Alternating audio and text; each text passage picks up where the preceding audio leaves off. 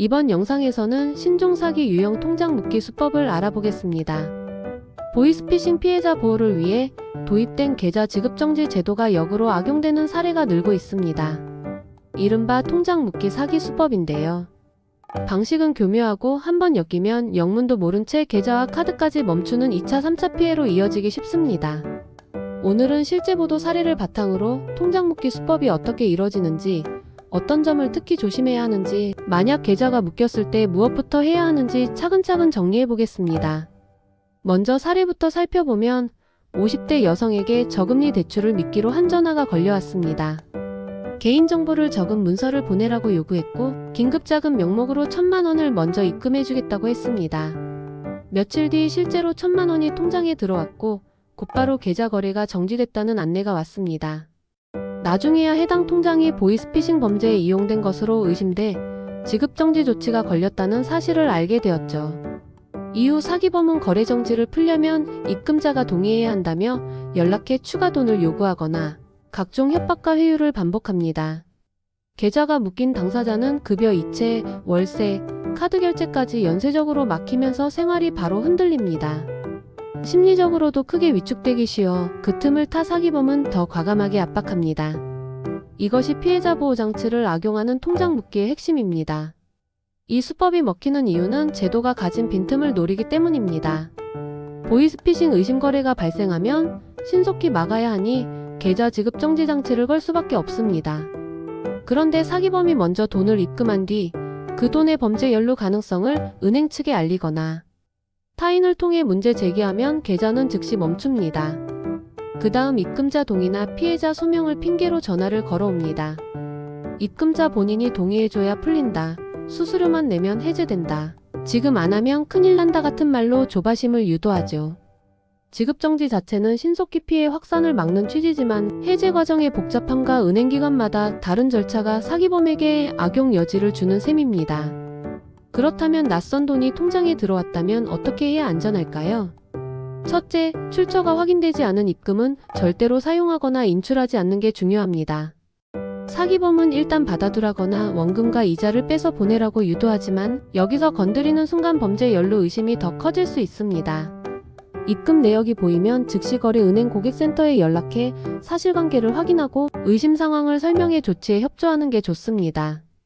둘째, 의심 전화가 올 경우 상대가 누구든 금융정보, 인증번호, 서류 이미지, 신분증 사본, 공인인증 관련 정보, 휴대전화 화면 공유나 원격 제어 앱 설치 요청에 응하지 않아야 합니다.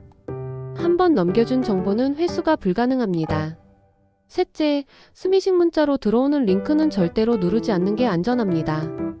택배, 정부 지원금, 환급 안내, 교통범칙금, 본인 인증 계정, 잔금 해제 등 그럴듯한 문구로 유도해도 링크 접속과 앱 설치는 금지입니다. 넷째, 전화가 길어지며 심리적으로 몰아붙이는 패턴을 보이면 바로 끊고 공식 채널로 재확인하는 게 좋습니다. 은행 대표번호, 금융감독원 1332, 경찰 112 등 공식 창구를 활용해 교차 확인하면 안전도가 크게 올라갑니다. 만약 이미 계좌가 지급 정지됐다면 당황하지 말고 다음 순서로 대응하는 게 좋습니다. 우선거래 은행에 즉시 연락해 지급정지 사유와 범위를 확인합니다. 이때 본인 확인을 위해 신분증이 필요하고 최근 입금 출금 내역, 이상 전화문자 내용, 수신번호와 시간, 요구받은 내용 등 가능한 많은 기록을 정리해두면 좋습니다. 가능하다면 문자 캡처, 통화 녹취, 계좌 입금 알림 스크린샷을 확보해두세요. 다음으로 가까운 영업점을 방문해 소명 절차를 진행합니다. 본인이 보이스피싱과 무관함을 설명하는 진술서, 의심, 전화문자 증빙, 사건 경위서 등을 준비하면 심사가 수월해집니다. 상황에 따라 경찰에 신고 접수하고 사건사고 사실 확인원이나 내사번호를 받아 제출하기도 합니다. 금융감독원 1331을 통해 상담민원을 접수하면 절차 안내를 받을 수 있습니다. 처리기간은 은행과 사건 특성에 따라 다르며 심사가 길어질 수 있으니 급여, 월세, 공과금 등 필수 지출을 위한 대체 수단을 미리 마련하는 것도 중요합니다. 급한 결제가 있다면 은행과 상의해 임시 방안이 가능한지 문의해보는 게 좋습니다. 해제되기 전까지 주의할 점도 있습니다. 첫째, 사기범의 추가 연락을 차단합니다. 같은 번호, 비슷한 번호 국제전화, 발신 표시 제한, 70 등로 반복 연락이 올 수 있으니 번호 차단과 스팸 신고를 병행하고 통신사의 스팸 차단 서비스를 활성화해 두면 좋습니다. 둘째, 가족과 지인에게 상황을 공유합니다. 이 시기에 가족 사측 메신저 피싱이 덮쳐오는 경우가 있어 가족에게 비상 연락, 비밀번호 같은 확인 질문을 정해두면 예방에 도움이 됩니다. 셋째, 앱 권한과 설치 목록을 점검합니다. 출처 불명의 앱이 깔려있거나 접근성 오버레이 권한을 과도하게 요구하는 앱이 있다면 삭제하고 휴대폰 보안 점검을 진행하는 게 좋습니다. 넷째, SNS 오픈 채팅 중고거래 플랫폼에서도 같은 유형의 접근에 유의합니다. 안전결제 사칭, 가짜 링크, QR코드 결제 유도 등 우회 공격이 함께 등장하는 경우가 많습니다. 이제 통장 묶기 수법의 전형적인 단계들을 정리해 보겠습니다. 먼저 믿기 단계입니다. 저금리 대출, 정부 지원금, 장려금, 신용점수 상향, 카드 한도 증액, 연체금 소멸 등의 달콤한 제안으로 접근합니다. 이어 정보 수집 단계에서 신분증 사진, 계좌번호, 문자 인증번호, 직장 소득가족 정보, 지연 납부 이력 등을 요구합니다. 다음으로 자금 입금 단계입니다. 소액 또는 고액을 실제로 입금해 신뢰를 쌓거나 이후 사건을 촉발시키기 위한 시드머니를 심습니다. 그리고 지급정지 유발 단계에서는 자신 또는 공범을 통해 해당 거래를 문제 삼아 계좌를 묶이게 만듭니다.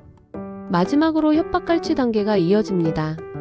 해제를 위해 보증금을 보내라, 법적 문제가 생긴다, 지금 바로 처리해야 한다는 압박으로 금전을 요구합니다. 여기서 한 발만 더 움직이면 피해 규모가 눈덩이처럼 불어납니다. 예방을 위해서는 생활 습관의 미세한 변화가 큰 차이를 만듭니다.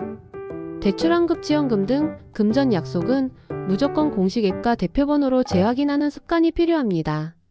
문자 메신저로 온 연락은 링크를 누르지 않고 해당 기관 홈페이지나 앱에서 직접 공지를 확인하는 방식이 안전합니다. 원격 제어 앱 설치 요구는 어떠한 명목이든 거절하는 게 정답입니다. 투자 리딩방, 금매 유도, 입금증 조작, 가짜 안전결제 페이지도 통장 묶기와 결합돼 흔히 등장하니 중요한 거래는 플랫폼 내 공식 안전장치만 이용하는 게 좋습니다. 공문서 법원 출석 검찰 통지 사칭은 100% 의심해야 합니다.